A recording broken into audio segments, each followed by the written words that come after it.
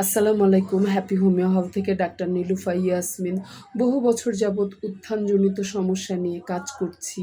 তাই বহু রোগীর কাছ থেকে একটি প্রশ্ন পেয়েছি যে তাদের গোপনাঙ্গের সাইজ কতটুকু হওয়া স্বাভাবিক।